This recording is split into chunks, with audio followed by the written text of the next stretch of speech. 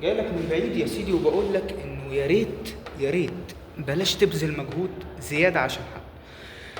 طب انت ليه جاي تقول الكلام ده دلوقتي؟ هقول لك ليه. لانه مؤخرا بدات الاحظ حاجات كتير كده، اهمها انه بقينا بنحارب شويتين علشان نفضل في علاقات احنا محتاجينها.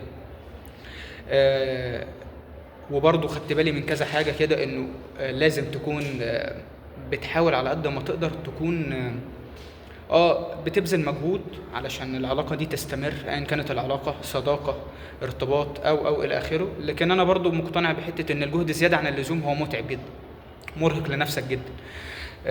جاي لك من المستقبل وبقول لك صدقني، ما يعني اللي راضي هيرضى زي ما انت، مش محتاج مجهود زيادة. طبعا المجهود في العلاقات المتبادل جميل جدا، كل ما هو متبادل هو مستمر. لكن انا عاوز اوضح نقطة مهمة، ان انت مش محتاج تعمل حاجة زيادة عن اللزوم علشان حد يحبك. لا، انت انسان، فكونك انسان ده كفاية يخليك جدا تتحب. وبس كده. سلام.